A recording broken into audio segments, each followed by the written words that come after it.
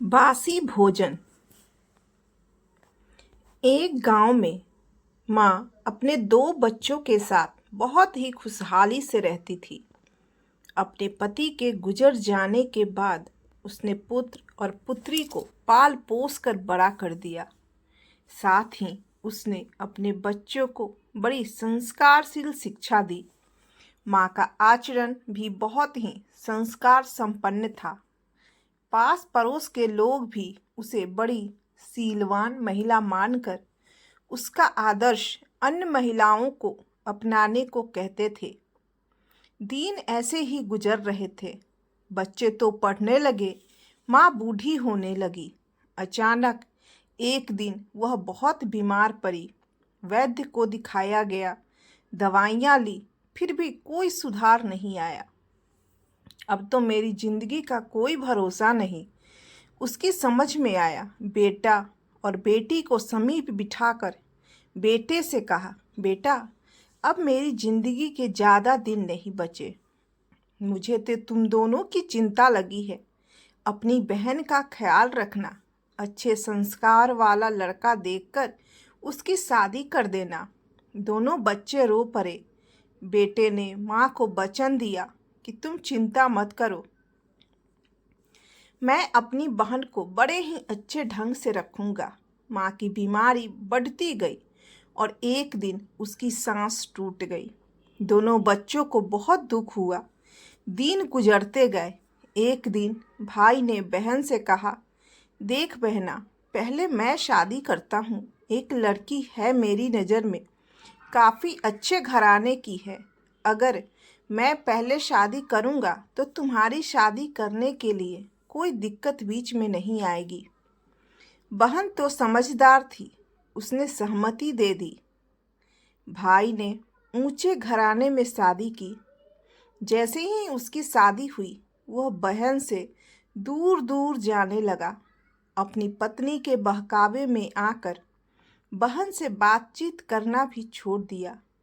उसकी पत्नी तो अपनी ननद से बात तक नहीं करती थी। उसकी शादी की बात तो दूर की थी। देखो कैसा भाई है, माँ के मर जाने के बाद अपनी आप शादी कर ली। बहन को घर का कामकाज करने के लिए रखा है।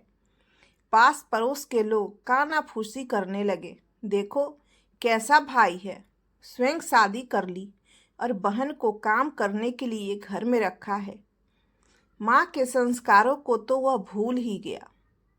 लोगों के ताने सुनकर उसने बहन की शादी करवा देना उचित समझा और एक बहुत ही गरीब घराने में उसका रिश्ता जोड़ा। उसका पति तो दुबला पतला था। गरीबी के कारण दवाइयाँ भी ठीक से नहीं मिलती थी।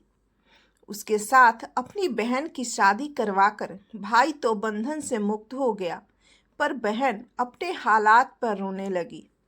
उसे बार बार माँ की याद आती थी। वो दिन रात रोती, पर हालात अभी भी बदले नहीं थे। भाई की अमीरी बढ़ती गई। बड़ा घर, गाड़ी, पत्नी के लिए महंगी महंगी साड़ियाँ, आभूषण वगैरह महंगे सामानों से घर भरा पड़ा था। लक्ष्मी तो उनके घर में जैसे पानी भर रही थी। अपनी बहन को तो वह पूरी तरह भूल चुका था। बहन के बेटे का अपने मामा के घर जाने का बहुत मन करता था, मगर उसकी गरीबी के कारण मामा तो उनसे रिश्ता ही नहीं रखना चाहता था। एक दिन बच्चों के मामा ने पूरे गांव को दावत देनी चाही। पूरे गांव के लोगों को उसने खाने का न्योता दिया, मगर बहन को नहीं बुलाया। इस बात की खबर बच्चों को लगी। उन्होंने अपनी माँ से कहा, हम जाएंगे मामा के घर। उन्होंने नहीं बुलाया तो भी चलेंगे, आखिर वह मामा है हमारा। बच्चों की जिद के आगे वह हार गई। माँ की याद करके उसे रोना आ गया।